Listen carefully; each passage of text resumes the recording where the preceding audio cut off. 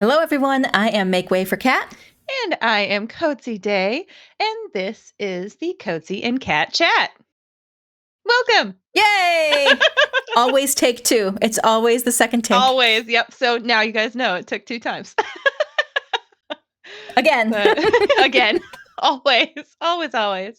How are you today, Cat? I am tired. I am going to sleep for 12 hours after this. Me too. Probably not 12 hours because I have to get up to get kiddo ready for the day, but I wish. It's been a week. Yeah. It's been a week. Oh, it certainly has. But I'm excited for this. You know what else it is? What is it? It's spooky season! Oh my gosh, yes! By the time this comes out, this is coming out October 1st, so we are stoked! Oh my gosh. Just so you know, I put out Halloween stuff. Actually, like after 4th of July, it's Halloween season for me. I am the kind of person that buys Halloween decor as home decor. Like I remember seeing your dragon and a bunch of other stuff. You have like a dragon on your porch or something like that. I do. A big old black. It's supposed to be like a garden dragon, but I don't have a garden, so he just kind of hangs out underneath my mailbox. Perfect. And you put like a collar on him, right? So it's like your guard dragon. It's a studded collar, and his name is Morty, as in like the French word, like mort for death. Death. Yeah. Well, I have a giant cutout of Deathwing from World of Warcraft on my wall. Oh, nice. And so I kept wanting to call him Deathwing, and I'm like, I also call Deathwing Deathy. I'm like, oh, it's my Deathy. So like I just kind of carried the death part over to the other dragon. Perfect. So it just made sense. It. So we have kind of like an interesting topic today. And it's, can creepy be cozy? So I'm going to let you share your thoughts on that first. And then I'll share mine after. You go first. To quickly sum it up, hell yeah.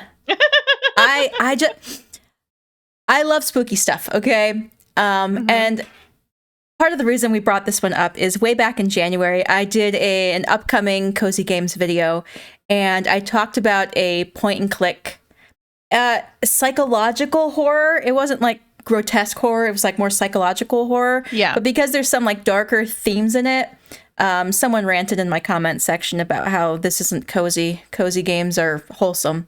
And I beg to differ. Right. The very first game I ever remember playing, here I'm going to go age myself here, was LucasArts' Maniac Mansion on the original Nintendo. Not Super Nintendo, the OG.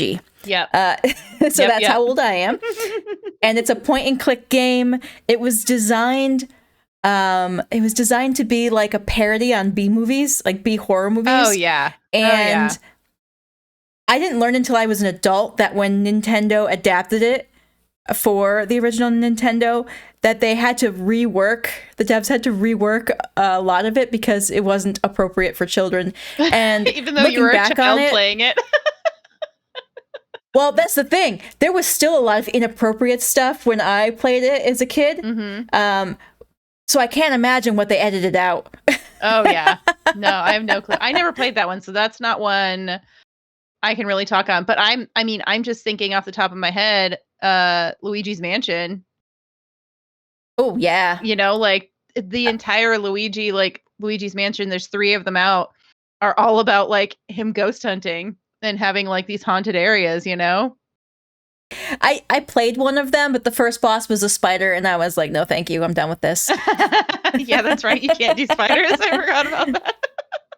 No, but for some, yeah, there's some jump scare stuff in there that gets me, but I still consider it like a cute, like cozy game, even though it's got like that spooky element to it. It's ghosts. Like there's ghosts everywhere, you know? So, but, and like you were saying, like, I agree with you. Cozy can be creepy, but I do think it's a balance. For me, especially, and a lot of it has to do with aesthetics for me. Oh, yeah. Like, yep. I can't do the full on blood and gore. Like, nope. I'm actually someone who's like really sensitive. Big same. I'm really sensitive to horror. Like, I can't fill that into my brain like at any point. Otherwise, I will have like extremely vivid like nightmares with stuff. So I have to be like really careful with like what I feed my brain. But I still I can't watch. Oh, sorry. Go ahead. No, you're good. Oh, I can't watch horror movies, but I love just spooky video games, and I like watching ghost hunting shows. Right. Right. And even like shows that are like, here's my ghost story and things like that. Like, I find that stuff fascinating, but I can't watch horror movies. I'm with you. I don't do gore. Yep. Nothing like super over the top.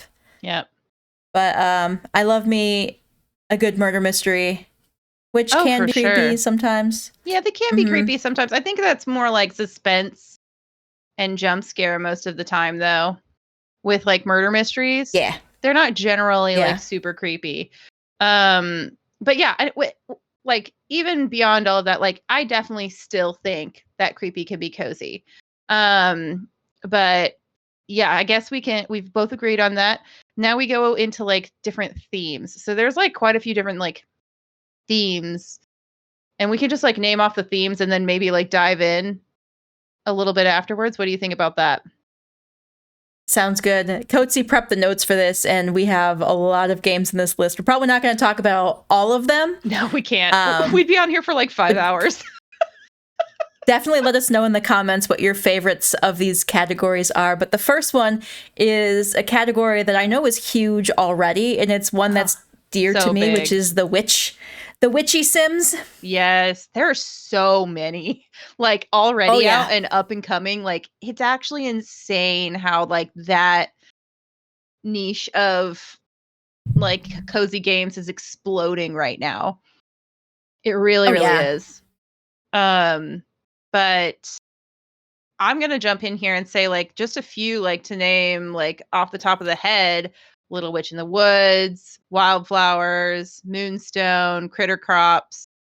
Like, those are just a few, and those are out already. Yeah, and they're kind of on the lighthearted side. Yeah, for sure. The one I'm going to throw my hat in the ring for is Witchwood, which is actually kind of dark, despite the fact that it's a storybook art style, which is almost like childlike. Right. But it's literally about a witch who makes a pact with a demon, and the demon requests the heads of certain individuals who are nefarious. And so it's basically like puzzling out how to trap them and off them, unalive. Yes. Unalive them. Yes. So it is super creepy and a little dark, but it's I think it was short too. I definitely played that one on my channel a long time ago. It was good though. Oh wow, that was like within the first 6 months of my channel. Man, nice. I'm pretty certain I played that for the first week. Nice. I didn't realize it was so long ago. Yeah. Oh, it's a good game. Nice. Almost 3 full years now. Almost 3 full years. Ah! Yay! Yay! But yeah, this one is in my backlog. It like looks really intriguing. It looks like it's probably a good balance, but it's one of those ones that I just haven't picked up yet. So, but it's definitely already in my library and in my backlog. I need to pick it up. One of the ones like that's or one of the ones that I actually think like has a really good balance of like spooky vibes mixed with the like the lighthearted, like cutesy everything is Critter Crops. I actually think they did a fantastic job. I really like it. It's definitely not the best game out there. I'm not going to like hype it up or like do anything like that, but I love the art style. I love the spooky like characters that you get to come and move into your island, like in Mutter Island. And I love all of the creatures / farm, like, like crop collection that's there. Like, oh man. Yeah, it's got like a Pokemon style farming element where the crops become it's like so interesting. Pets. The Pump Kitty, Boo Berries, like a bunch of different things. And it's just like really, really interesting. It's an interesting concept. It takes a minute to get used to. It's definitely a little slow moving. But I do think it's a lot of fun, and I think it's relaxing too. I don't think it's like one that's like going to keep you up at night, but I think it's like a good one to kind of like wind down before bed. But the overall art and everything about it, it's really well done. I think it's really pretty. Like, I think it's really pretty, and I really enjoyed it. So Yeah, it's got that very hand-drawn style, which is nice. It could be a little plain for some players. I think it's cute. I didn't realize it released already just in July. I played the demo for it, and I was not sold on the demo, but the demo is way different than 1.0, so I imagine they've probably fixed a few things from the demo. Oh, yeah. I might give this one a shot. I was one of the backers on Kickstarter because I loved the idea of it. Yeah. And so when it came out, I already had that Steam key ready and available, and I got to do some alpha and beta on it as well. And it's definitely come a long way. Very nice. It's definitely come a long way. So I definitely encourage anybody, like, take another glance at it for sure. Maybe wait for a sale. I'm not sure if it's quite worth like the $20 mark, but maybe like, $10, $12, something in there. For sure. But yep. All right. And now we're moving into like 100% your wheelhouse. 100% your wheelhouse. This is like cat bread and butter here, guys. So this is the main reason I created a second channel, Scaredy Cat. If you haven't followed it, the link is in my description for my second channel. I'll add it too. We're good. It'll be there. I played a game series once upon a long time ago, early on in my channel. I think it was Phantom Detectives, or I think it is called Phantom Detectives, or Darkside Detectives. Darkside Detectives. Point and click adventure games, just like what I remember from my childhood, Maniac Mansion. And they did very poorly. And every time I tried to bring another one of these kinds of like dark themed games onto my channel, it doesn't do well. And so, not to mess up my algorithm, I started the channel Scaredy Cat. It's Make Way for Scares is the @ Love it. Another game I played, I think this was actually before I started my channel. So two devs from LucasArts who were single-handedly responsible for Maniac Mansion, Ron Gilbert and Gary Winnick. They actually got together in recent years and developed a new game called Thimbleweed Park, which is like the same super creepy point-and-click game like Maniac Mansion. It's a murder mystery. Things get weird.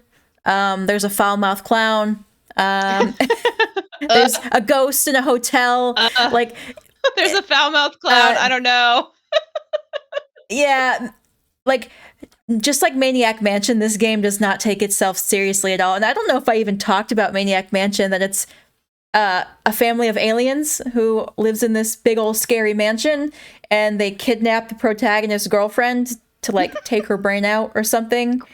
And they but one of the beautiful things about Maniac Mansion is it's not just a simple point and click game. They give you a cast of characters.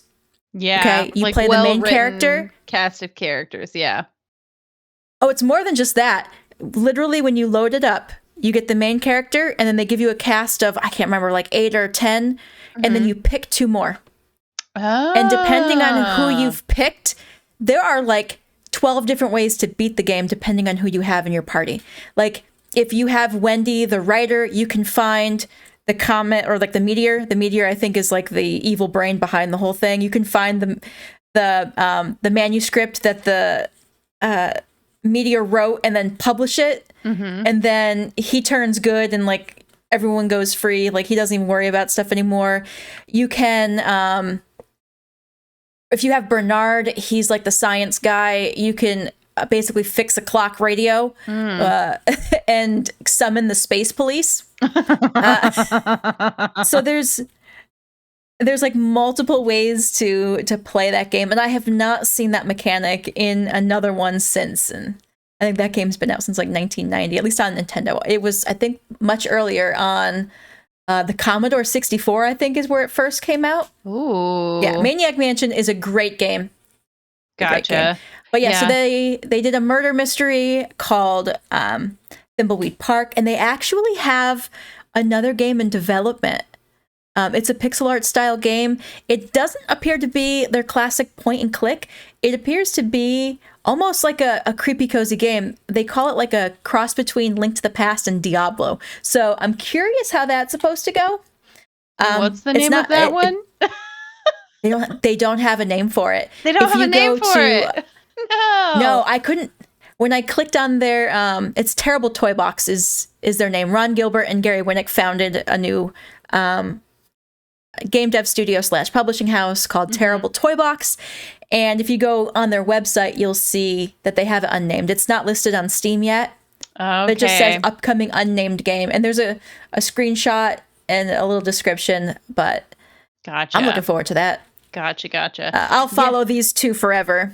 Yeah, I only have a couple in my backlog that I still haven't touched. Like I have Fall of Porcupine, and then I have Jenny LeClue.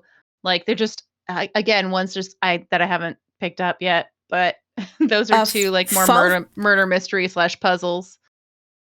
They are, and actually, if I remember correctly, Fall of Porcupine was on my my wish list for a while. I think it's probably still on there. But when it came out, I played the demo for it, and it's like a hospital sim, right? Is that the one with the pigeon? If I remember that one correctly? Yeah. I think it's that one. Yeah. I'll like read the description seems like, here when you're done. It's like I'll read a chill. It seems like a chill like hospital sim. You play a doctor, but I guess things get really spooky and crazy real fast at some point in the game. And I haven't spoiled myself on exactly what happens, but it's definitely on the creepier side. Well, there's a demo, side. so if you want to check it out with the demo, that's available. But the demo's good. Okay, so you have done the demo. Nice. Yeah. So the description is a pigeon doctor in a small town, a broken healthcare system, a heartfelt narrative game. Fall of Porcupine tells an emotional story about a young doctor who struggles to find his place, accompany Finley in a lovingly illustrated world, and uncover the darkest secrets of Porcupine. And it's got mostly positive reviews, which is one of the reasons I think I picked it up. And I think I first heard about it from, if I'm not mistaken, Cozy K. I think she played it and really enjoyed it. And then when I looked into it, I was like, that's something I would definitely be interested in. Like, and I love the fall aesthetic too. I mean, the entire game is like set in autumn, like fall setting, which I'm like, let's get behind it.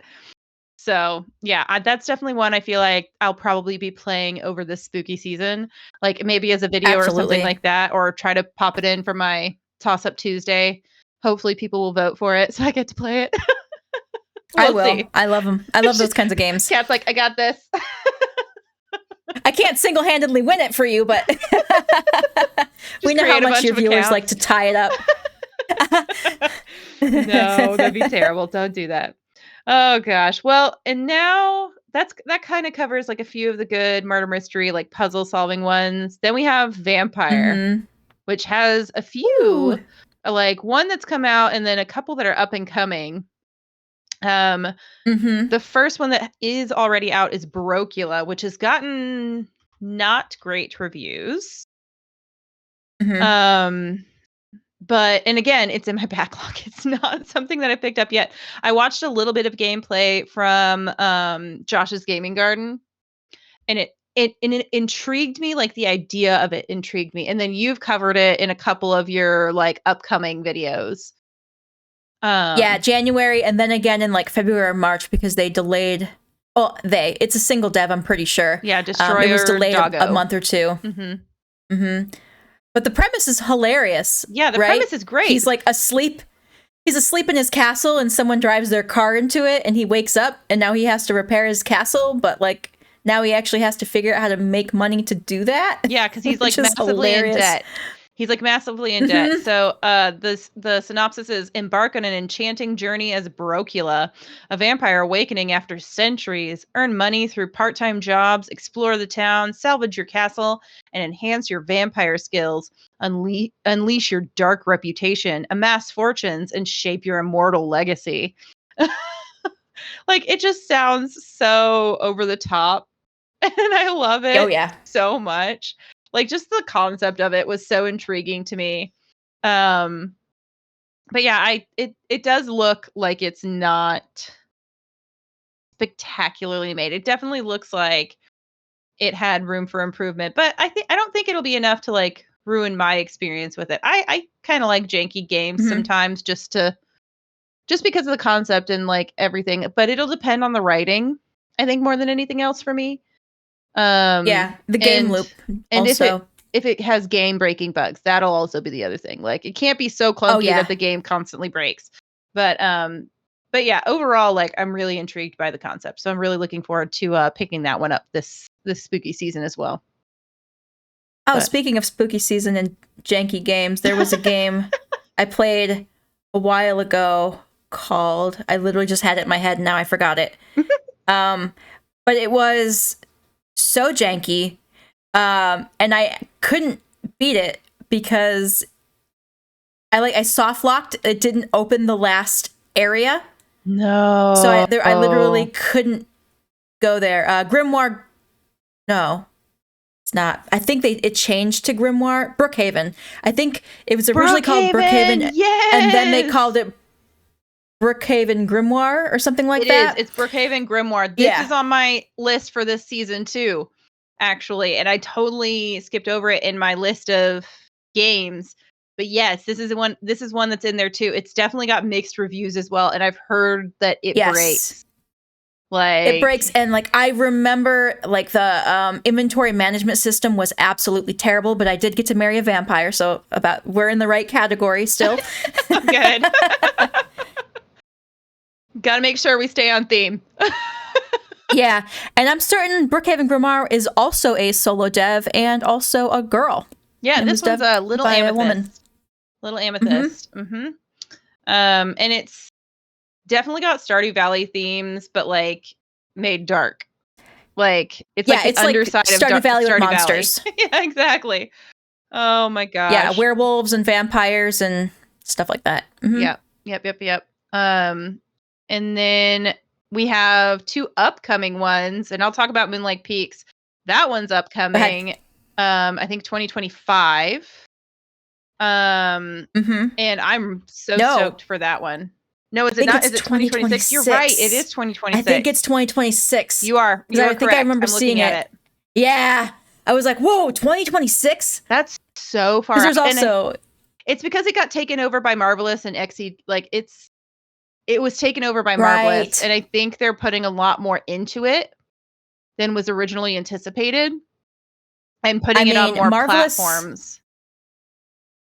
Yeah. Oh, Marvelous and Exceed. That's the devs who do Story of Seasons. So yeah, Story of Seasons. Expect this to be AAA quality. Yep. Here's hoping. Like, and I think they're also like aiming for when the new console comes out too. Like, they were like, we're gonna put this way out. so that hopefully this ends up on the new console for Nintendo instead of on the Switch, like the OG Switch, because they want it to be definitely on a hopefully better running system, you know. But I don't think we have long to wait for Switch 2. I'm hoping. There's a lot more rumbling recently than there has been, so I'm hoping for this holiday season we get news. Although I am scared of what that price point is going to look like. I'm so scared of what that price point is going to look like. Yeah. I've heard like 700 range USD. Ooh. Like, some of the research I've been like seeing, like some of the numbers I've seen thrown around is like 700 USD. And I'm like, that is exorbitant.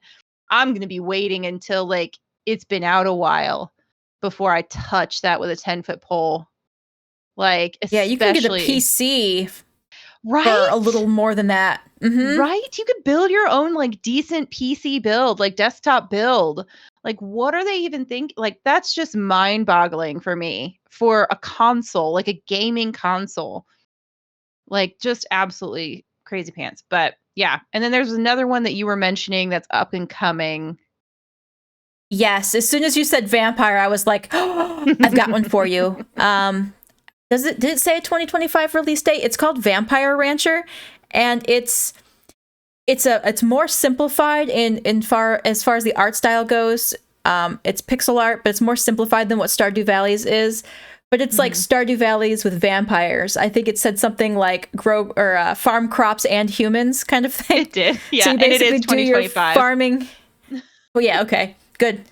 I'm glad to see it. I've been watching this one for a while. I've already seen that their like key art and stuff has been upgraded, hardcore upgraded. So, yeah, nice. I can't wait to see this one. Yeah, I would say that this is probably visually, at least to me, like a mixture between Graveyard Keeper and Stardew Valley. Like we were talking earlier, that it definitely feels like when you're looking through like the still shots and the trailer, like that it has some kind of like inspiration pulled from Graveyard Keeper with part of it, as well as Stardew Valley. But yes, this is. Oh yeah, you were saying Go ahead. The night shots in the town, specifically the cellar and the night shots in the town. For sure. And this one is developed and published by Boris Pixel. And it looks to be coming out in 2025 is the goal, but there are no other games on Steam by this dev and publisher. So who knows? But yeah, the description is rancher by day, vampire by night. Manage your time and resources to restore your sleepy little town to its former glory, all while satisfying your vampire needs for blood. Oversee shops and saloons, farm crops and humans, and explore ancient vampiric ruins in the weird Wild West. Okay, so it's like Wild West theme. Yeah. This is so weird. I just love restore your sleepy little town, and then like half a sentence later, blood. I know, like, you got me. I'm sold. It's like earlier when you were reading one of the descriptions, I believe Fall of Porcupine, discover the town's dark secret. If that line is in any video game description, I'm like, put it in my cart now, please. So like Ever After Falls.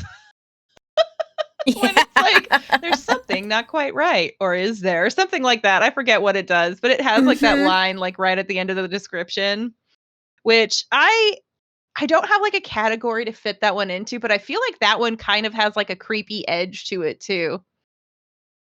But I didn't know where to put it. I haven't played enough Ever After Falls to get there. Yeah. I'm sure there is at some point. I feel like it has like False World vibes. You know what I mean? Well, yeah, like, you literally start the game by getting hit by a car. Yeah, it's true. It has a morbid beginning for sure. Which is how you start Graveyard Keeper too, by the way. Yes, it is. Which that's our next theme is next. Zombie is Graveyard Keeper. Which both of us absolutely love. I love 10 out of 10. Keeper. So good. 10 out of 10. One of my top 5 games of all time. Nice. As far as like cozy games that I would come back to and play. But I would definitely get it like probably for me, probably between like an 8 to 9 out of 10, because it just got too complicated. Like it got overwrought, especially when you got the DLCs, which I love. I love them. But I do think it got a little overcomplicated and grindy. And it was hard to keep track of things unless you were playing it constantly. Like every day type of a thing. It was really, really easy to forget where you were at. Yeah, I was going to say if you log off and don't play it for like a week and come back, you're like, I don't know where I was. Yeah, you're completely lost. You're just completely lost. There's just so much going on, especially if you get the DLCs. There's so much going on. And the tavern is absolutely broken. Once you get the tavern in, and it's a DLC. Once you get the tavern in, you just make money for days. Like you are good to go. I didn't really like the latest one, the Better Save Soul. That one I think is probably the most complex. Probably. Yeah. I forget but I also what they played were. That one. Now I'm going to have to look it up. There's one that's like Stranger Things themed. There's one that's like something crone, like Game of Thrones themed. But I can't remember which one is the zombie helpers and which one is the tavern, although I think those two may have been the same. So the different DLC are Stranger Sins, Game of Crones, Stranger Sins, and then Better Save Soul was the most recent one. Yeah, and I don't know which one's which, but those are the 3 different DLC that have come out over time. But yeah, I think it's a lot of fun. I really enjoy it. I never run out of things to do. It has endless replayability, I feel like. I'm definitely going to be picking this up and hoping that I can make it into a series like over this spooky season for sure. Oh, I'm definitely playing a brand new playthrough. Oh Absolutely. Yeah, let's do it. Go team. High five. Internet high five. Yeah, high five. Boom. But yeah, that's definitely what I'm going to be picking up for sure. And then next up is like ghosty or spirit ones. So what are some of your favorite like ghost/spirit ones? Well, I'm looking at the list you have here. Love Ghosty, which is a cute matchmaking game. You have Cozy. So Cozy Grove. Oh, I'll talk for days about Cozy Grove. Okay, you talk Cozy Grove then. It's either like sad or cute. I don't know if any of these are actually creepy, but Cozy Grove is very sad. It plays a lot like Animal Crossing. It has like a 24-hour real-world clock like Animal Crossing does. Yeah. Each day is different. But like on top of, like the decorating your town, well, I'd say planting, but it's actually just trees and bushes. Yeah. Flowers, there's flowers for days. And then bug catching, fishing. You actually you're on an island, and you basically have these bear spirits who had very complicated lives, and you kind of do quests for them and help them move on. And like each day you get a new quest from them and like progress their story. Ooh. So it's a bummer that you can't just sit down and play it all the way through. You have to either like skip your switch forward if you're playing on Switch, which I did. Right. Or just, yeah. Did you play the new like Netflix game one, the Cozy Grove Camp Spirit at all? It was a mobile No, I didn't. game. I did a little bit. And I never played the original, like the OG Cozy Grove. It's very, very much the same. Like I enjoyed it a lot, but again, like the 24/7 like time frame for games, just like it dampens my gameplay. Like it usually like will sign the beginning of the end for any game for me, because it just can't hold my interest. It just can't hold my interest if I can't like continue on with the game in like concentrated sessions is what I want to call it. Yeah, concentrated sessions. They did have a DLC back in 2022 called New Neighbors, and it gives you like new bears with new stories. I never got it though because I kind of mainly do PC gaming now, and I just I wouldn't stream a game that's like the 24-hour clock. No. Doesn't really make much sense. Nope. But it made the mobile, I will at least say, it made it really versatile, like where you played it. You could do it anytime, anywhere, which I really enjoyed. And it was free if you have a Netflix subscription. So cool. That's something, to keep in mind too.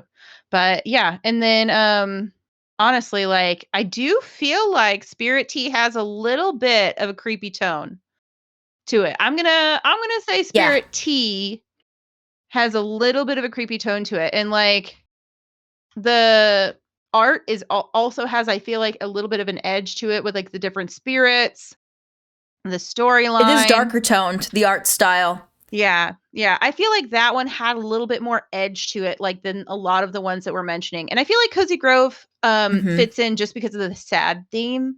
Like it fits in with like the mourning. Like you kind of like mourn the spirits like as they go on and move on, and like the lives that they led and everything like that. But I feel like Spirittea leans into more of like the darker art style. It has a little bit more creepy crawly like stuff in there.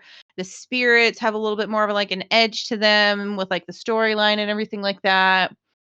But I really love Spirittea. I'd love to do some more of it, honestly. And shout out I think it was Blade Goddess who made me think of this one, because I don't know if I would have put this in the creepy category, like the creepy cozy category, if she hadn't brought it up. So I remember playing the demo for it and I liked it. Is it out yet? Spirittea? Did it come out? Spirittea's been out since November last year. Nice. Oh my gosh. Yeah, this one's been out a while. It's out on Switch. It's out on PC, Game Pass, like Xbox. I think it's PS. Yeah, I have like everything. 134 games on my wish list and they like fall through the cracks. It's just so hard to keep track of them. No, it's so true. I have 146, so I'm right there with you. Or is that 48? Yeah. That's 48. It's 148 on my wish list. It just keeps growing. Like, the more I do research on upcoming games, like, the more I like watch other channels, especially I feel like I don't know where she finds all of her sourcing and everything like that, but the Cozy Gaming Club, Ellie from Cozy Gaming Club, she like finds the niche ones, like finds all the upcoming cozy games. And I'm like, where did you find this? Like, how did you do this? Man, she's just in the know. She's really in the know. She's who I go to a lot of the time for like research on what the up and coming games are. There's a website called releases.com that I use to find little unknown ones. But it's wild when you do those kinds of recaps of like the upcoming games, because I kid you not, it must be just the curse of this this field where you do a video like that and literally the next day you find one that's like shadow dropping this game in a week. Right? You're like, no, don't do that to me. Right. No, for sure. I completely get that too. Yeah. Yep. And then, okay. Always. I have to bring up one that's like the ghost spirit theme that is so near and dear to my heart. I absolutely love it. And it only fits in because it's like ghosts and spirits. It's Spiritfarer. I never played Spiritfarer, but it looks so good. Oh, it's so beautiful. I think it takes the stories like Cozy Grove and like saddens them like up. Like, I feel like the stories in Spiritfarer are much more dark and sad than they are in Cozy Grove, is what I mean to say. Well, I think they get more in depth. I think they just get more in depth. Like, and I feel like there's a lot more human aspect, like real human aspect to a lot of these characters. And man, it is heart-wrenching. It is gorgeous and beautiful and tears at your heartstrings, and I absolutely love it. Absolutely love it. I would say this one is for sure a 10 out of 10, but definitely go into it being prepared for a tearjerker. Definitely go in prepared for a tearjerker. Also, the cat saves everything. The cat is the comedic relief, and I adore it. Like, you should play it just because the cat's in it. You should play it just because of the cat.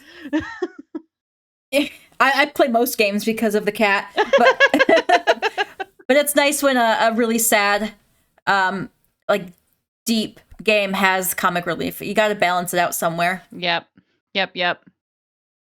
And then next category is kind of like demonic themes, which I'm not going to mention the one that just came out recently because we're going to be covering it later. But the other one that's on there, I think kind of felt flat for both of us, and that's Cult of the Lamb.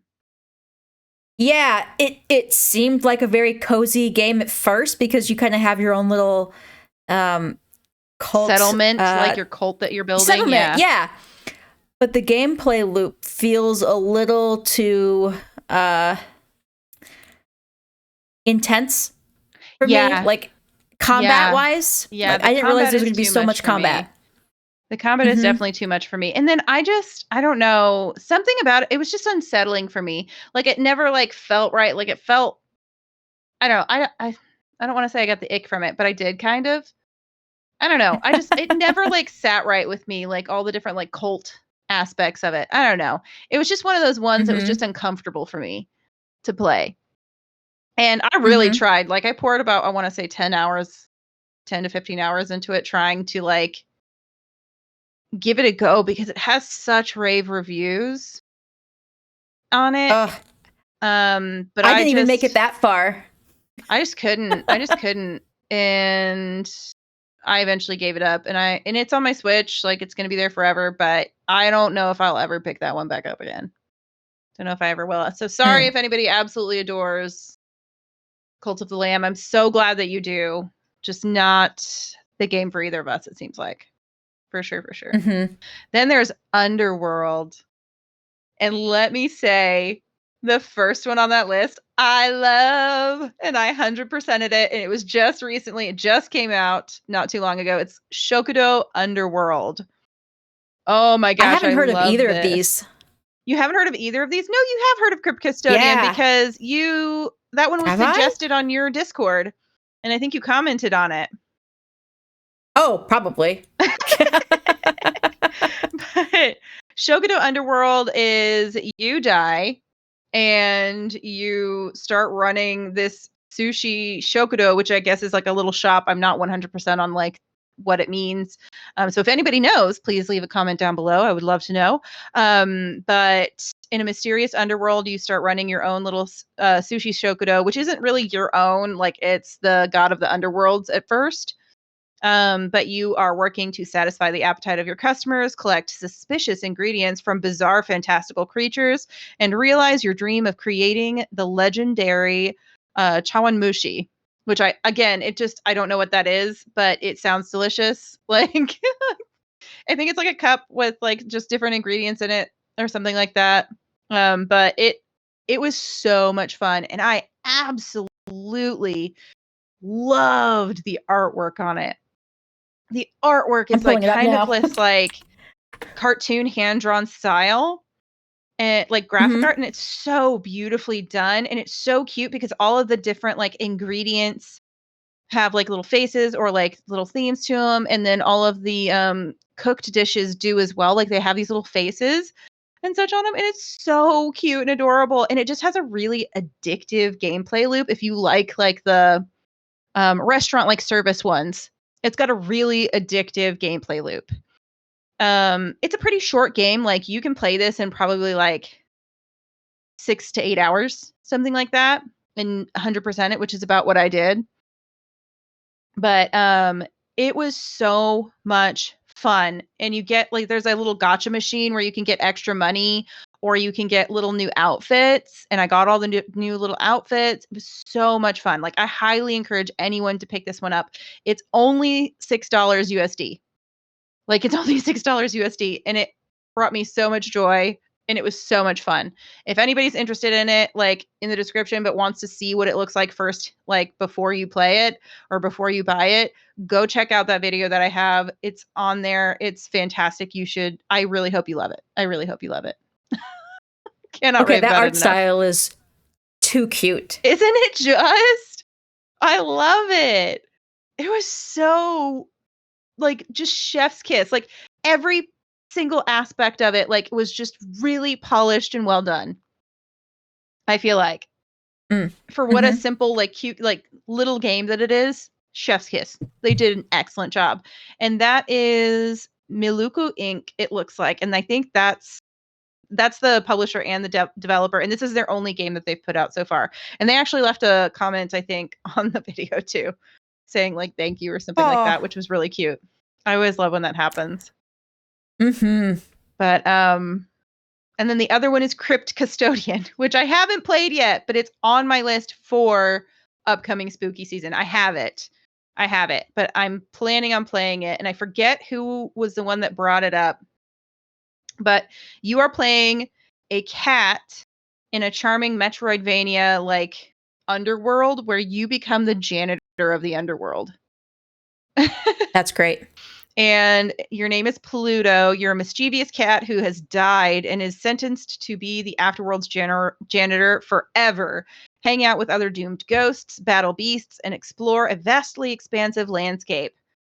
So overwhelmingly positive reviews. Yeah. Wow. Fantastic reviews. Just came out August 27th. So Mhm. not long ago at all, right around a month. But Yeah. this looks like mostly developed and published by one person, Kyle Thompson. He has another one called Oh, yeah. Sheepo, and then Islets. So he has 2 other games on here. And then Top Hat Studios was another publisher in conjunction with him, which I've heard of Top Hat. They have a bunch of different stuff on here. So like Ova Magica had a Top Hat as their publisher, Frog Gun, and a few other ones. But yeah. I love me some good Eldritch horror. Now, you know which one I'm talking about. I also love a good fishing sim. And I played the demo for Dredge long before it came out. And Yep. I had the negative comment on it, so I never ended up playing it on my channel. Mm-hmm. And I still want to, but if I do, it'll have to be on Scaredy Cat. Yeah. Oh, yeah. It would have to be. It's definitely much darker Mm-hmm. than I think it seems at first. Oh, it seems pretty dark if you watch the trailer. Really? Yes. I just thought like, oh, it's like a spooky fishing game. Great. And then when I played the demo and some spooky stuff happened when I was out on the ocean, and I was like, oh, this game. Oh, and then I've already watched a full playthrough of it. Gab Smolders has done it. And oh yeah, Eldritch horror, absolutely. Mm-hmm, mm-hmm. Which shout out to Caro and Jojo Potato, my 2 Eldritch horrors in my subs.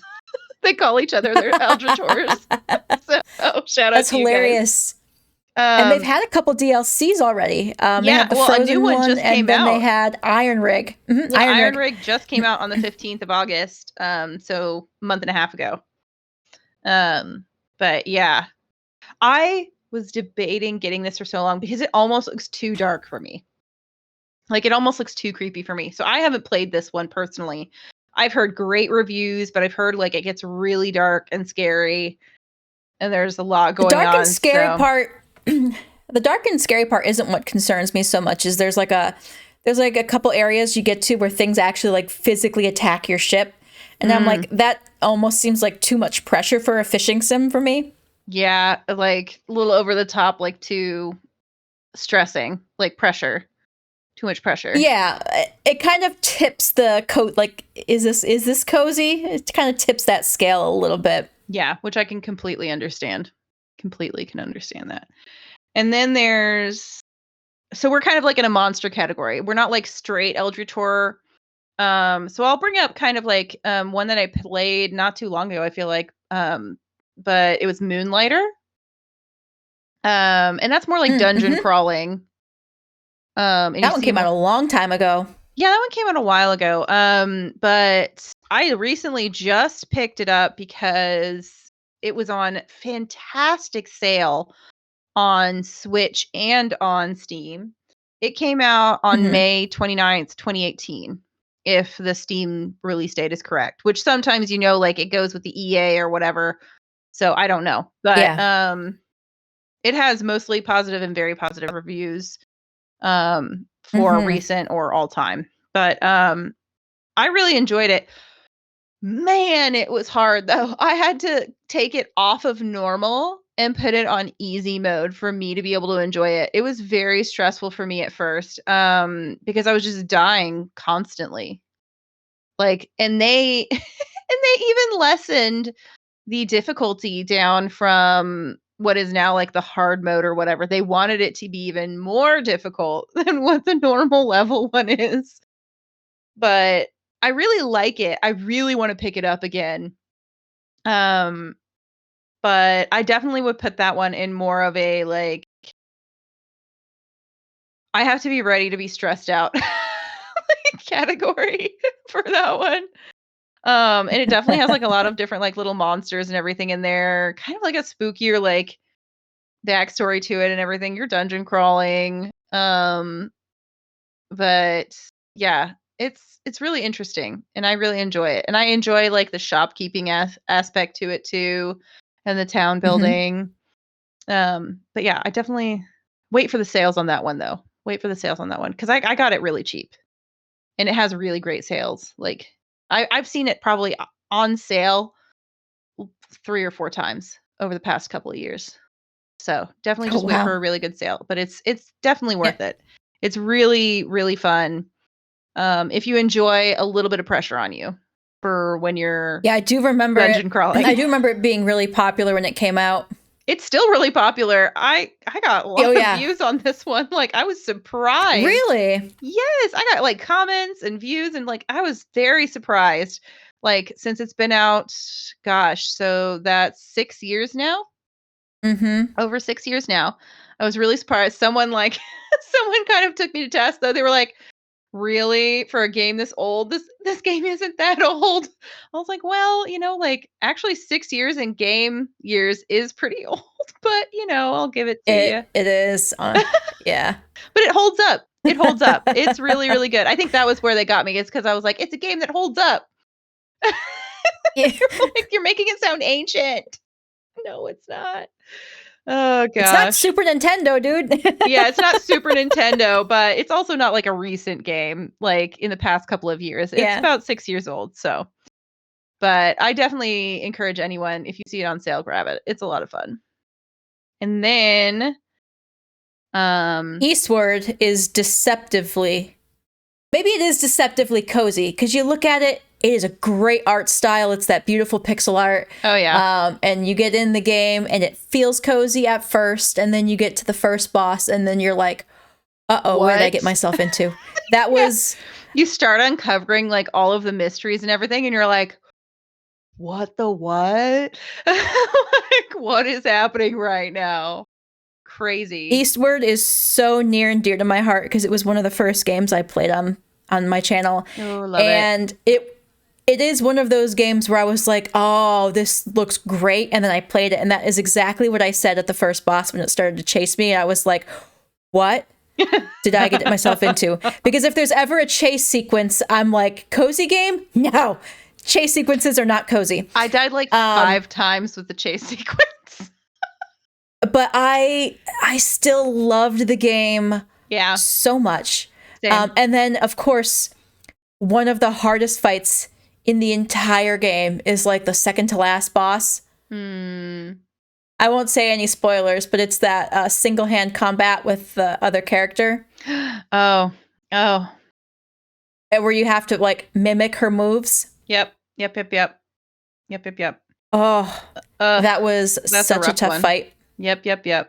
Yeah. But yeah, so we had like survival cooperative.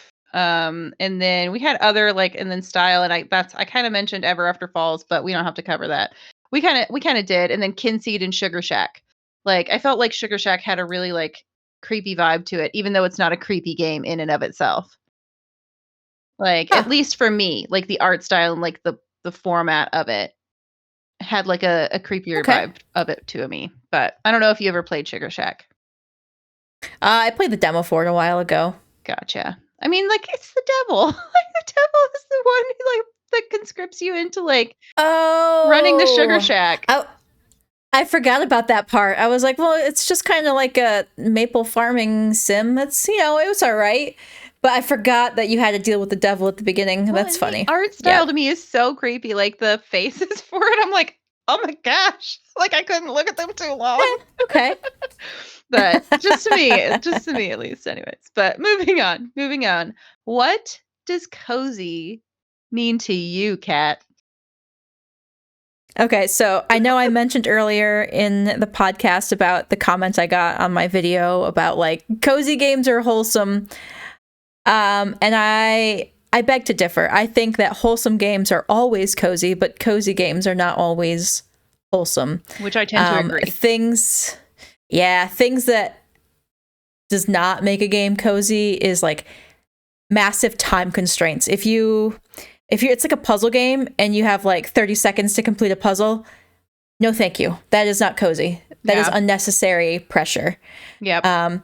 Some forms of combat, I would say, honestly, Eastward, I'm surprised I found that game as cozy as I did, because if I had just seen that kind of combat, dungeon crawling, Yeah. Actually, dungeons weren't that bad. It's the bosses that were really the bosses. That's the one. Like, yeah.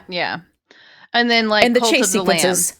Cult of the Lamb, but like combat kind of ruined it for you and me, I think, on that one too. So, funnily enough, I've been playing a lot of World of Warcraft again because obviously the new expansion came out and it was super hyped and definitely worth the hype. And even a game like World of Warcraft maybe doesn't seem like a cozy game. It is an MMO, which, talking to other people, yep, gross. Which I don't really do. And I don't do. Blizzard has implemented so many things. As we sit here on a podcast talking to each other. One person is different than an entire server. It's true. Sorry, but Blizzard has implemented. I feel it though. I feel it. But Blizzard has implemented a slew of changes that allow you to do group content, but solo. Like they give you NPC characters to just kind of go with you, so you don't have to worry about getting kicked from the group in a dungeon because it's been 2 years since you've actually healed on a character. Right. World of Warcraft has such a dichotomy because this week is Race to World First, the raid, the endgame stuff came out this week. And what happens is there's like several top guilds around the world. 2 are in the EU, like the top 3 right now are 2 are in the EU. That's Method and Echo. And then we have Liquid, who used to be Limit here in the US. They're based out of California. And what they do is as soon as an expansion goes live, they gear and they gear fast. So they're doing like the hardest dungeons. They are farming them back to back to back to back to back hours on end. Right. And then when you get the raid release, they've been playing, I shit you not, nearly 7 days straight. I think they're actually on day 8 now. Oof. They'll sleep and stuff, but they'll pull like 12, 16-hour days or more. Trying to down bosses as quickly as they can on the hardest difficulty. Nice. And Blizzard does achievements in game for World First, and that's kind of how this all started. And it's just become like the Super Bowl of World of Warcraft. So of course that's not cozy. No, but a lot of times in WoW you can play it as cozy as you want to. Like there's crafting stuff, which is a lot of fun. Engineering in particular is great in this expansion. Like I said, they made it so that dungeons can be done solo with NPC groups. Super great. And one of the things I like doing is going back to old content and farming like achievements and reputations and getting mounts and pets and things like that. Right. And when you're like 2 expansions off, you can solo everything just fine. So you can go back to old raids that took 25 people to clear and you can just solo it and get cool stuff. Oh, that's nice.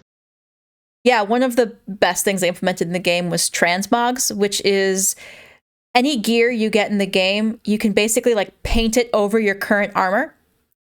And because WoW is 20 years old.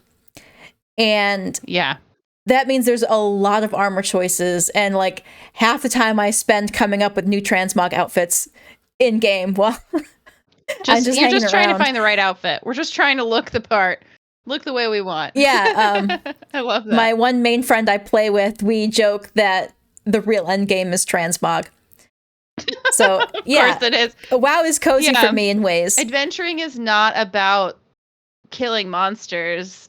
It's about looking good while you're killing monsters. That's actually a quote from He Fights with Monsters by Shirtaloon / Travis Deverell. Literally, I've been re-listening to the audiobooks like while I'm doing like other stuff like that. Like just errands and chores and blah, blah, blah. And that just came up like yesterday or today, I think it was. And I'm just like, perfect. Yes, it's on point for what we're talking about right now. And then like what cozy means to me, like I agree with a lot of your points. Like I don't want to do the time constraints, like puzzle time constraints and stuff like that. Like unless they're well balanced, like where it's not too stressful. Like there's a balance, but if they're like really hard and you have to work at them and like you're slamming your head against it, then no, for sure not for me. Combat styles, like most combat, it doesn't bother me too much. Moonlighter was a little too much. And Cult of the Lamb was too much for me too. But most other ones like Bloomtown or, a bunch of the other games that we play like Stardew Valley, that doesn't bother me at all. I'm totally fine. And then pressure situations. Yeah, the chases and things like, Eastward. I died like 5-6 times on that. Like I just couldn't get I could not get past this one part. It was literally just this one part that was like infuriating for me. And I just got like real stubborn with it and like finally made it through. But yeah, I had to take a break. I had to take a break a couple times with that one. But like then there are ones like for me, RAFT. I love RAFT, and it is so cozy to me because I play it on peaceful mode. Like I literally just play it on peaceful mode. Like, and then if you know anything about RAFT, like you're literally living on a raft and like just picking up debris like that you find along the way, making things, building your raft bigger. You go fishing, you like forage on islands, blah blah blah. And you still have like meters for health and hydration and food, but they go down a lot more slowly on peaceful mode, and you won't get attacked by sharks or other animals unless you attack first. So definitely survival mechanics. Yeah, it's a survival mechanic. Yeah, it's a survival mechanic. It's not cozy if you have it on normal. Although it is a really fun co-op. It is a really, really fun co-op. But if you play it on peaceful, oh man, it's really just like crafting. You're just crafting and exploring and building. And that's I watched Carnage play a bunch of it way back when it first came out. Yeah, it's one of my go-to when I need a game that's just going to wind me down. Like I am so stressed and I need to just decompress. RAFT is one of those ones that I'll go to because I could just endlessly play that and I feel like my brain relaxing every time I pick it up in peaceful mode. It's fantastic. Absolutely fantastic. I love when survival games give you the option to do peaceful mode. Like, or an easier mode. I was literally just thinking that the two games we talked about are actually semi-hard games. Yeah. But the devs give you a way to make it not so much to appeal to a wider fan base, which is smart. Brilliant. Like, it's super smart. Yeah.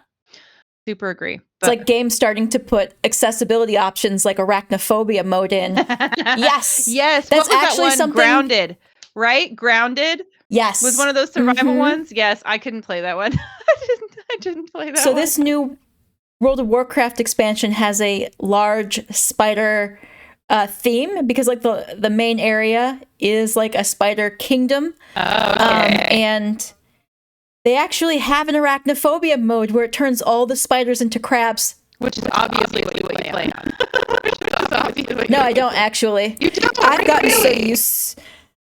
gotten so used to the spiders in World of Warcraft now that they don't bother me. There's a couple other games spiders. There's a couple models of spiders that creep me out. There's like a giant spider mount. It's like grossly expensive. The only reason you have it is because you have the money to spend on it. And when you're just sitting there in town trying to craft, and all of a sudden someone walks by with that mount, it's like, oh, you're like, gross. Nope. I hate that thing. Hard pass. Nope. No. Yeah, and there was one chain of quests where I was under the main spider city in like a really condensed cave. And so when you're in a condensed cave, first of all, it's claustrophobic. And second of all, it zooms in on your character. Oh. And then you see the spiders on the ceiling. And I was like, you're like, I'm not a fan of this. But I pulled through. I finished all the quests in there, and I'm like, if there's ever a daily quest there, I am never going back. Never again. Forget that. Hard pass. But I'm proud of myself for getting through it. Good job. Yes, definitely golf claps for that. Claps for the internet. Golf claps. I mean, we're going to talk about our favorite creepy cozy games. Yes. And we kind of touched on, a couple of these already. But you go first, because I don't know what your list is. You've seen my list, and we've kind of talked about a couple of them. But what's your list look like? Well, you're playing one now, so talk about that one first. Bloomtown, right? Yes. Oh my gosh, I love it.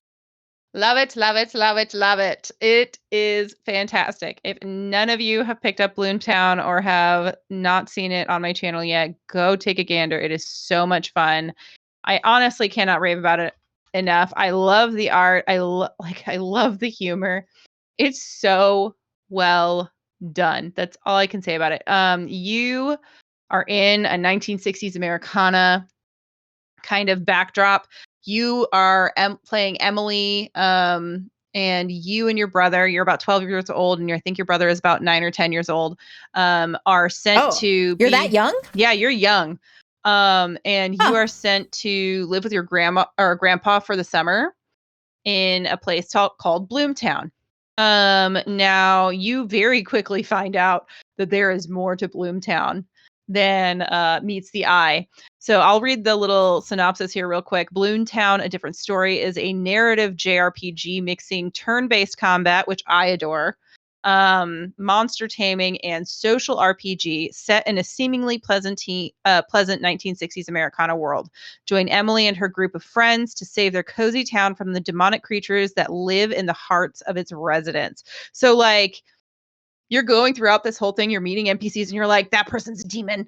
That person's a demon. They've got to be a demon, right? I remember that from your stream.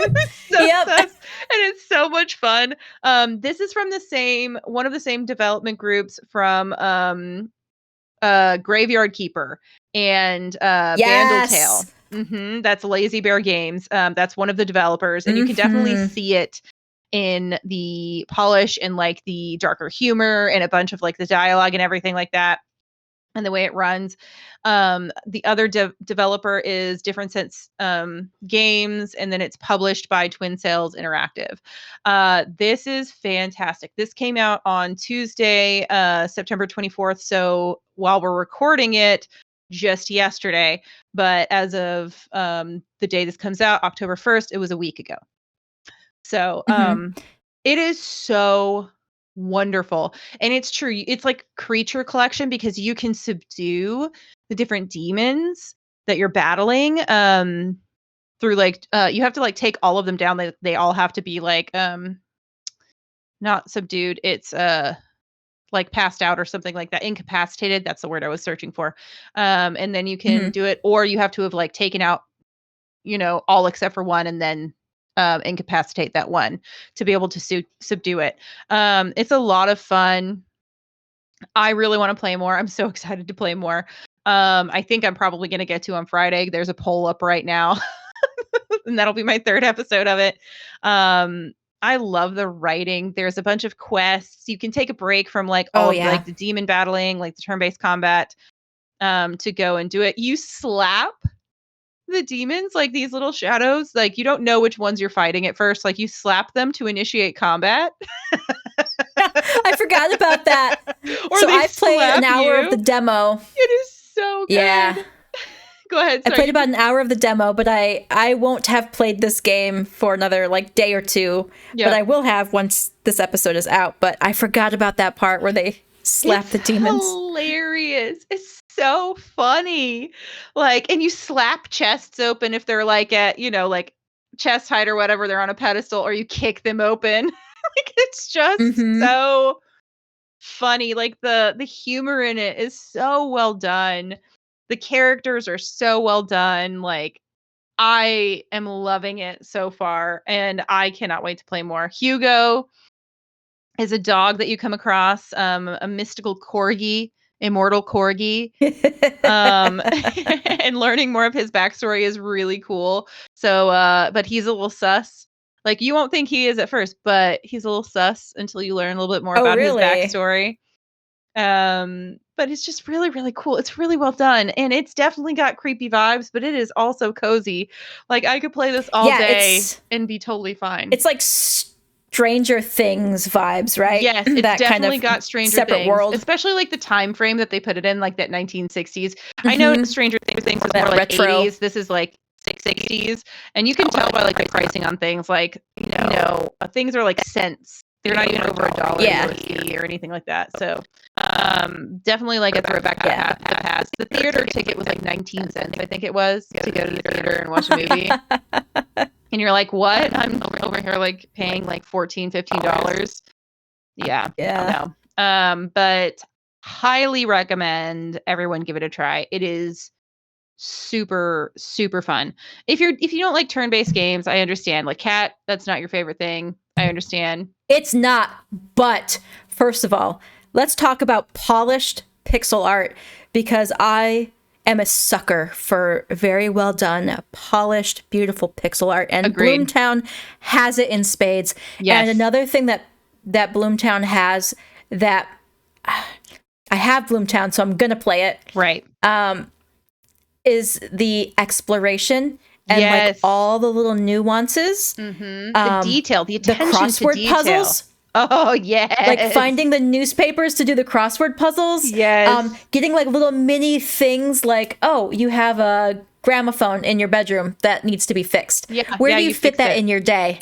Right, and it's a clock. There's no energy or anything like that. It's just based on time.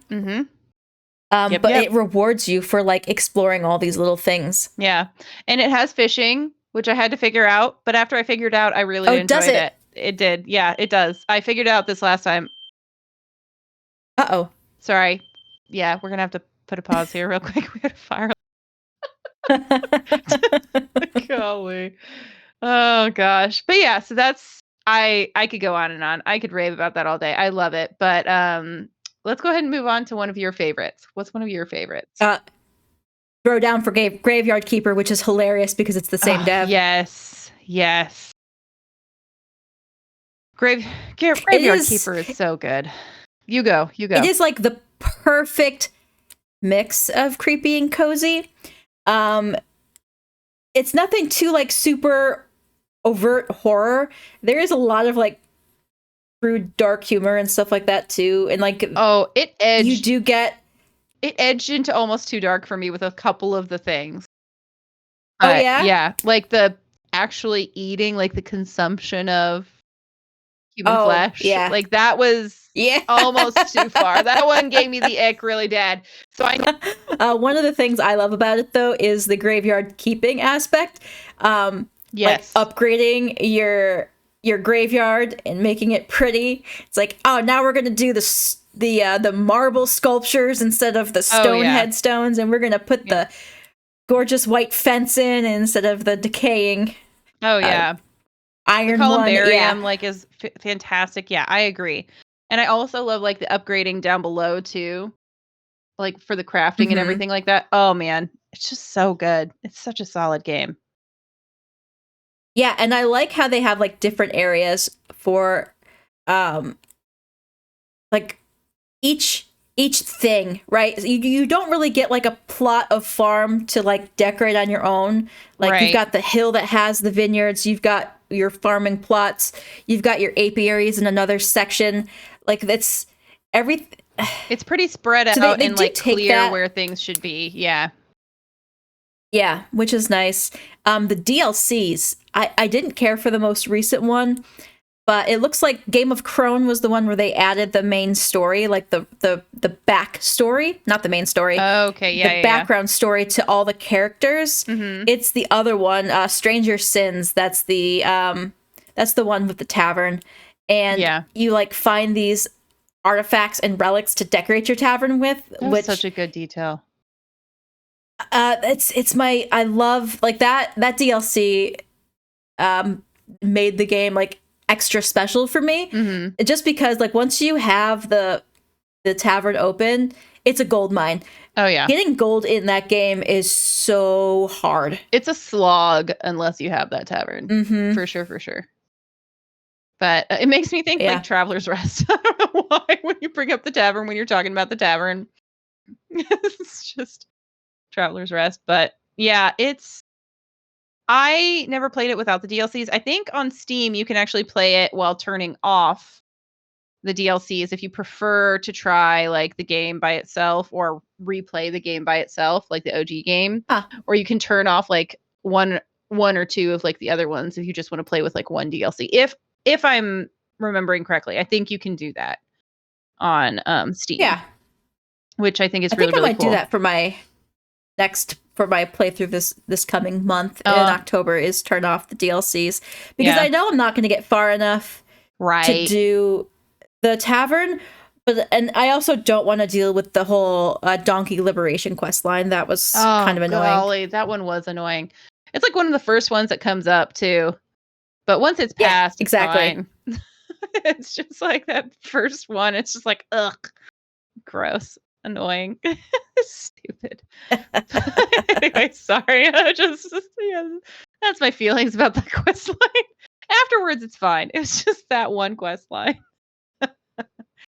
But and then another one. This one is like a multiplayer or single player. I absolutely adore is Don't Starve Together, or Don't Starve Together. I just recently discovered this one. Like I want to say like 1 to 2 months ago. I did it on a multiplayer Monday. Yeah, with Rack, and Keely D was one of the ones who really enjoyed it. Like it was so good. Rack actually got like a server that we could play on all together, and it was just a lot of fun. But that was the first time I discovered it. And it is so creepy, but it's so much fun. You're dying all the time, but like for some reason it's not stressful. I don't know why. Like it's just fun. Like, see, I feel the opposite of that. I find it too stressful to play. My brother bought me a copy way back when it first came out, and I love the art style. It's got that like Tim Burton vibe. Oh yeah. It's got like edges. Like it's got edges to it for sure. It's a sharper style, but yeah, it's really good. But yeah, the survival mechanics were a little much. Does that one have like a sliding scale or something, like different modes of survivability, or is it just? I don't recall. I would think so, but I don't know for certain. If anybody knows, like Kilo D or Rack or whoever, like please let us know and down below, because there's a lot of people who have played it a lot more than I have. But yeah, I do really enjoy it. I do think it's a lot of fun. I like it. I think probably multiplayer. I don't know if I would like it as a single player. I'll also make that caveat, because I play through it and it's just like a comedy of errors, like a comedy of crisis to me. And that's why it's like cozy and like enjoyable for me. In multiplayer, I have not played it single player, so I can't actually like speak to that on that part. But yes. And then I want to say one that I just played today that just came out last week on the 18th. It'll be like almost 2 weeks by the time this comes out. Shinehill. Yes. It's got like a little bit of a creepy edge to it. It's so much fun and it's so funny. I thought I was going to die laughing actually today in stream at one part. If you're curious, go check it out. But it was so good. You are playing an alien who has a bodysuit that comes to check out Earth, the little blue planet, or whatever the planet is. That's hilarious. Your job is just reconnaissance. Like you're just checking out the planet and you're reporting back to your race of aliens. And you crash land on the planet, so like it's a disaster right off. And just like my theory with it is, this is actually a training ground, a spy training ground, and everyone's an alien in disguise because no one sounds normal. But all of you think you're the only one. Like that's your like what's it called? Not directive, your instructions or whatever. But it is so funny. It is so quirky. It's really cute. It is in early access right now. But it was delightful to play. And I can't wait to play it again. For sure. But it's really, really good. It's got a little bit of a creepy edge, but not like too much. It's pretty cozy, honestly, so far. There's some combat in it, but it's not terrible. Pretty simple. But yep. Is that one of the ones that you're going to be looking at to play? Possibly. Yeah. Maybe. It's on the maybe. It's on the maybe. Perhaps backlog list. Yeah, that's the issue. The backlog list is so long. Oh gosh, it's so long. And then like a couple of the others, we already kind of touched on them earlier, like Spiritfarer, Eastward. And then do you have any other ones that are on your list for like favorites? No, I think we covered pretty much all of them. Yeah. But I will say what Shinehill is still early access too, right? Yeah, I was saying it was still early access. Like it just came out not long ago and it is early access. And I think it will be for a while. I don't know what the roadmap for that one looks like at all. So cannot speak to it. But yeah. So I think we're going to do a quick rundown of upcoming games in October. Yeah, I think we're done with the creepy game chat. So now we can kind of look at what's up and coming this next month. So I didn't put these in order. I probably should have put them in chronological order. I noticed that. I put them in alphabetical order. I didn't put them in chronological order. Whoopsie. So nice. we can just do it that way. I know one that will be coming out the day that this podcast comes out is Cozy Keep. And that one's kind of like, I feel like a merchant one, if I'm remembering correctly. The developers are Unjust Games and the publisher is Tribal Storm and Poisky Productions. But I think it's kind of like a medieval store. Yeah. It's also early access as well. Yeah, that one's going to be early access as well. So the description for this one is experience the daily life of a shopkeeper. So it is a shop. Okay. Like medieval shop. Clean and decorate the place, pay taxes, gather resources, and craft products that can be sold for maximum profits. Explore the world, hunt, and cultivate the land. Own the best shop in the region, and save your father from the wrath of the king. Oh, little backstory there that I didn't know about. So that's good to know. Ooh. But I don't know why, but the visual style is making me think of Ale and Tale, which is one I just kind of like played a demo for. And I think it has a lot of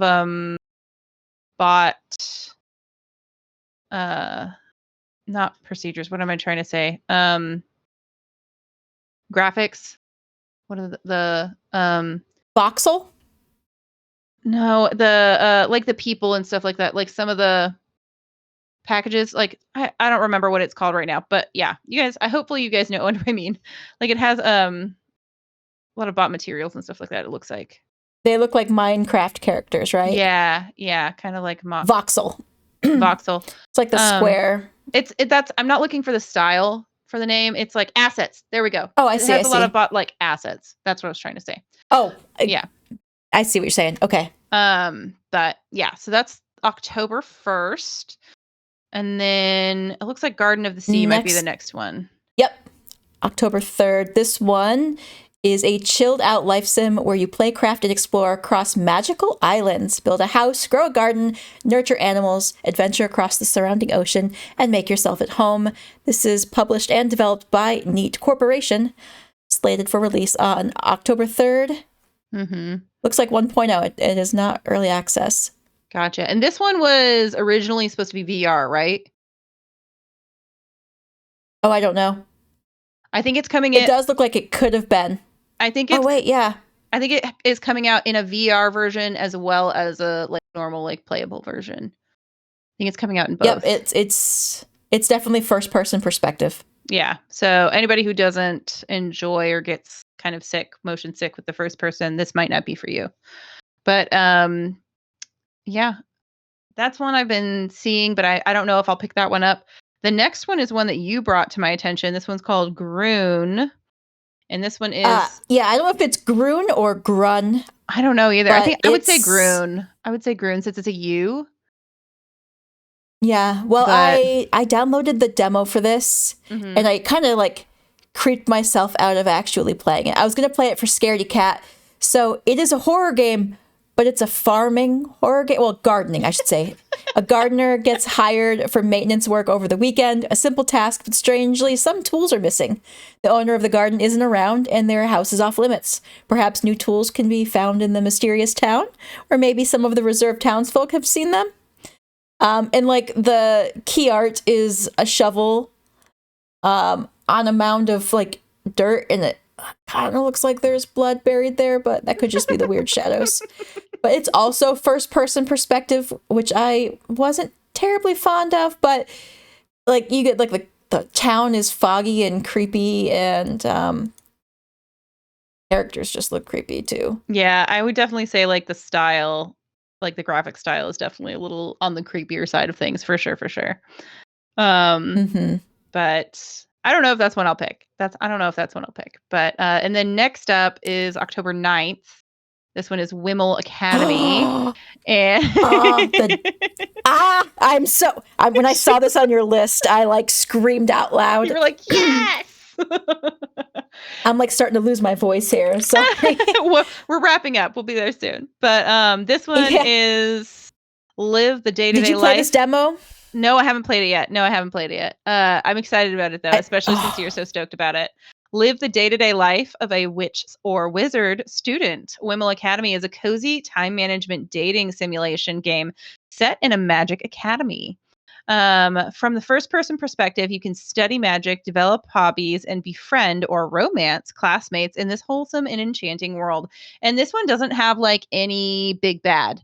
I think this is just like kind of like a day-to-day like witchy like life like sim. Like little romance like life sim.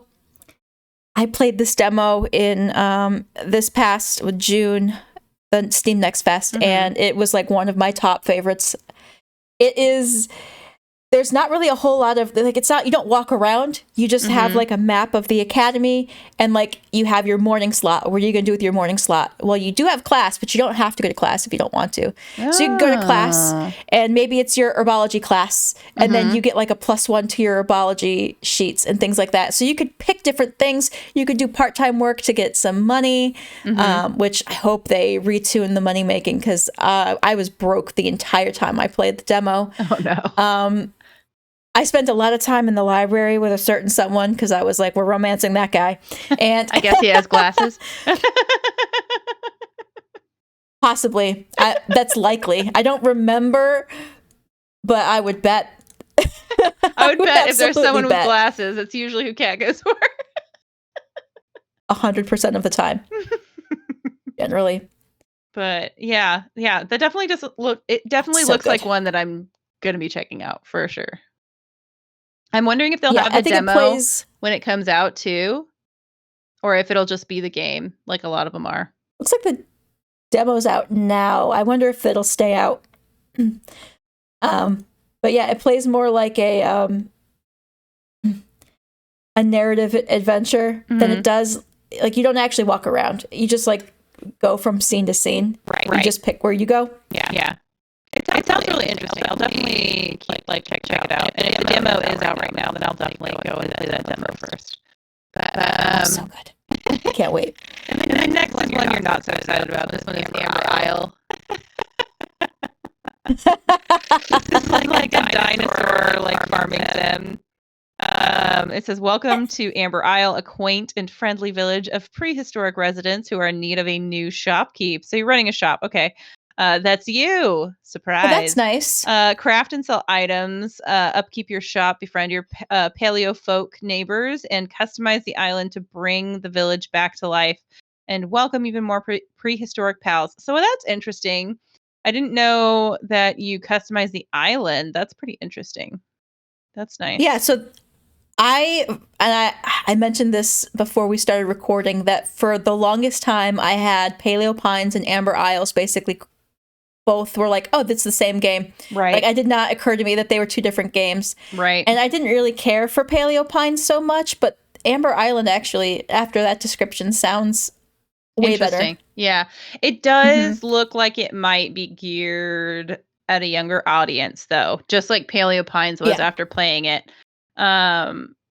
So we'll just have to see. We'll have to see how that gameplay goes. And you can actually buy it now. Like, it's out for pre-sale, like pre-purchase right now, and it's 20% off. It's usually going to be, it looks like $24.99 USD, and right now it's $19.99 USD. So if that's one that you guys have been interested in, maybe catch the sale now, or wait for a future better sale. I don't know. Up to you guys. But and then let me see what's We've got after that. October 11th, which I'm sure we've seen this one in the Wholesome Games Direct, which is Europa. Yes. Oh, I'm so stoked for this one. It looks gorgeous. Yeah. It's definitely like exploration. So on the moon of Europa, a lush terraformed paradise in Jupiter's shadow, an android named Z sets out in search of answers. Run, glide, and fly across the landscape, solve mysteries in the ruins of a fallen utopia, and discover the story of the last human alive. Yep. And so yeah, this is Europa is an actual moon of Jupiter. And this is kind of like dystopian style, like it was colonized and had some kind of civilization on it. But you wake up and I'm guessing you have like no memory, so you're having to like solve the mystery of like what happened. It looks like through exploration and finding everything and just it looks gorgeous though. Like the graphics on this, oh man. I cannot wait. I cannot wait. But this one, I think probably it's going to be on Steam and Switch, but I will probably just play it on Switch. Or not Switch, on Steam. I probably won't get it on Switch because it looks like it might be one that's going to struggle on Switch. Yeah, it's got like the atmosphere, like the settings look very Breath of the Wild-esque. Like cartoony but detailed. Yep, I agree. So, and it seems like very open world, almost like semi-open world in a lot of ways. So I just worry that it's going to be too graphic heavy for the Switch and not run super great. But we'll have to see. We'll have to see. And then after the 11th, there's a few that come out on 23rd. The 24th. Oh, there's the 23rd. Yeah. Why don't you do that one? Oh, I don't know this one. Oh, okay, never mind. Shin-chan. Is that the cartoon character, Shin-chan? Yeah, this is one. Shin-chan. That's a blast from the past. This one is like Shin-chan in the Cold Town. But the previous one was Shin-chan and me and the professor on summer break or something like that. So this is like the follow up to that one. So it's a point and click adventure, but Shin-chan himself is like a really crass, like child character. So if that's your jam, that might be up. And it looks like it takes place in like a very traditional Japanese setting. Like I think I mentioned, Shin-chan is a Japanese anime. But it definitely looks interesting. I think it's kind of more geared towards people who know like the anime and everything. But it does look super cozy. It looks super cozy, like very like old farming like town in Japan. Very old farming town like town in Japan. It looks really interesting. I would be really interested in looking at it. It's very cute. It just depends on what the price point is going to be. So we'll see. And then we have like 3 different ones that are coming out on the 24th. So that's a popular day. So you started at the top. So I'll take Cabernet. That's one of the ones that you brought up that you were excited about. Yeah. So this is one of those, it's possibly cozy, but it's definitely horror. It's a 2D narrative RPG set in the 19th century Eastern European inspired world with a modern twist. Guide Liza, a young vampire, in her new unlife among the unsuspecting townsfolk. Will you retain your humanity or descend further into the horror you have become? So it's a choices matter, narrative basically life sim of sort. A narrative life sim, and it definitely bridges on horror because it seems like you could go full chaos mode if you want to. I was gonna say it definitely seems like it's edging horror. Or like is just straight horror if you want it to be. Yeah, it's got that like gorgeous storybook art style, which is I love seeing more and more games have this art style nowadays. It does look really nice. It does look really pretty. But is that early access or is that for full release? It's full release. Okay. I would be shocked if a point and click kind of game ever came out in early access. That's true. That's actually a good point. Yeah. But no, I read that wrong. We're good. Okay. I We was can like, go wait, on to what? the next one. Well, the next I thought one it is said Annapurna, but it did not. Oh, okay, gotcha. The next one coming out on the 24th as well, October 24th, is Orange Season, and this one has had a lot of mixed review, mixed feelings on it. This is developed by Interfire Studios and published by Sedesco, but I believe it was the developer that changed hands. And people were really stoked and really excited about it at first, like with the first set of developers that it was with. I don't remember or know what that studio was. If anybody remembers, please leave me a comment down below. But when it got handed off, there was actually a lot of negative because a lot of it got overhauled and redone. And I've seen some gameplay of the demo, and it definitely looks rough. And that was probably like a year and a half ago, I will admit. So I'm really hoping that it's changed like leaps and bounds since then. But So is it coming out in 1.0? Is that what's going on? No, it's coming out early access actually. That's because it says release date April 21st, 2017. That was just for so the demo, has this I been think. Released? No, it hasn't been released. That was just the demo. Yeah. Okay. But wait, is this? It says buy Orange Season. You can actually already buy it, and you can get the demo and everything like that. That's so weird because it says April 21st of 2017. So weird. Yeah, maybe it is the full version comes out on the 24th. We'll see. That might. We can double check that and edit this piece out if we need to. I think we'll be all right. We'll find out together. Guys. But all right. So we've got. Yeah, the next one is 2 left. This one is Orbound. Orbound is the other one that's on the 24th. And this one, I wasn't prepared to do this one. Sorry, I thought you were going to take the next one. You want me to do it? No, it's fine. Either way, it's okay. Go for it. Do it. Just have to paste it into my Steam search. There you go. No, it's good. How about this? I'll do Orbound and you do Plague London. Because that's the last one, isn't it? Like we haven't touched Fruit it yet. Bus is. Which one? Fruit Bus. There's no. Plague London doesn't have a release date on here. Oh, whoops! I'll look that up. 1 second. You go ahead and cover Orbound, and then I'll look up Plague London. I forgot. October 9th. Okay, October 9th. So we skipped that one on accident. My bad. Forgot to put it. Well, you can do Plague London now. Do it. Oh, yeah, this is one I sent you. Yep, this is one that you pointed out. It's an action-adventure sim, and you're basically a body collector and graveyard keeper. It takes place in London in 1665. Pixel art graphics during the bubonic plague outbreak in overcrowded and polluted London. As a body collector, graveyard keeper, and family provider, avoid the disease while clearing the streets. Will you survive the outbreak or become another victim? And you get to wear a plague mask, which is one of my favorite things. And it's not like super polished pixel art, but I like it. I like it enough. Yeah, it looks a little rough, but I'm curious what the gameplay loop is. Yeah, I'm really curious to see what it's going to look like, what it's going to do. Oh, like the graveyard keeping aspect looks very graveyard keeper. Oh yeah. And then we have Orbound, which we kind of already horse tried to close the gate after the horse was out, but yeah, this one is Orbound. It's journey on a quest to find the Emberstone, lost in the depths of time. The king has tasked you to find it buried in the mountains. Dig deep and automate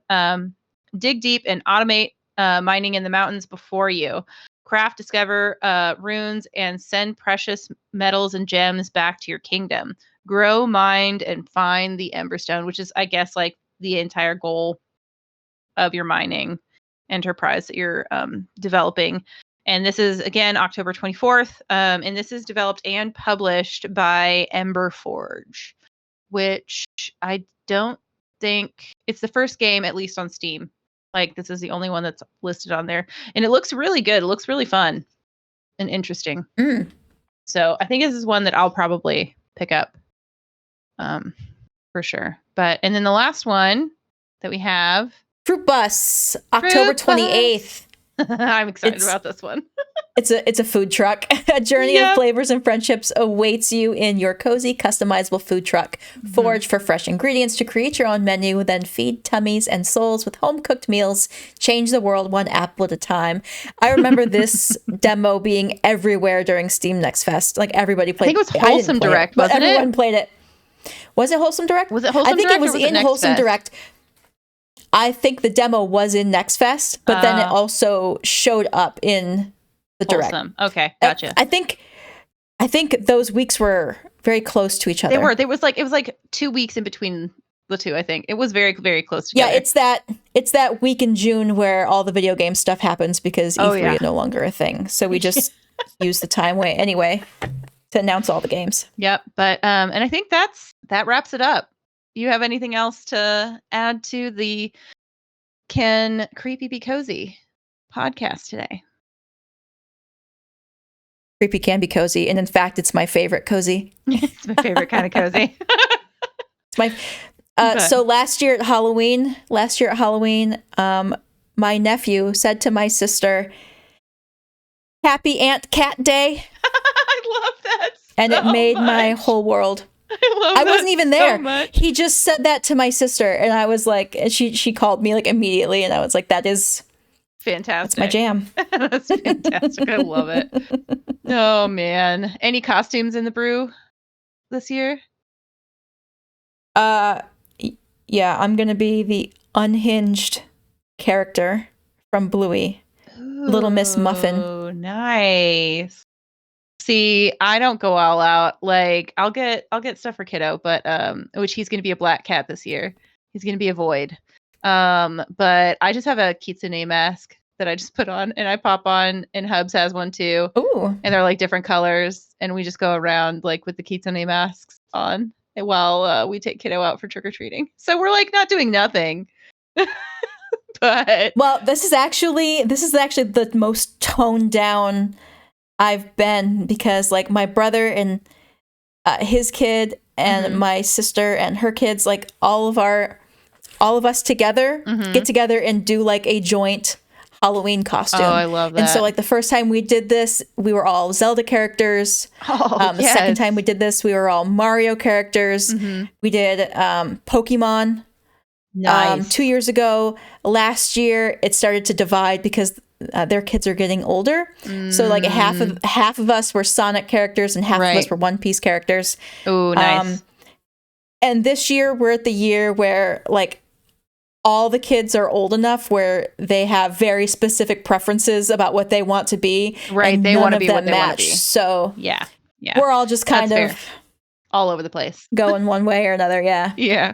You'll still do all the game, like the trick or treat and everything together, but you just won't be one joint costume. Yeah, but anyways. And therefore I'm not going to go super crazy. I literally have a muffin shirt, and then I'm going to wear gray pants, a gray sweater, and gray wolf ears. And pretty much call it a day. I love it. Well, that's all, guys. Thank you so much for joining us for the second episode of Cozy and Cat Chat. And yeah, I wish you all a cozy rest of your day. Thank you so much. Happy spooky season. See you in the next one. Bye, guys.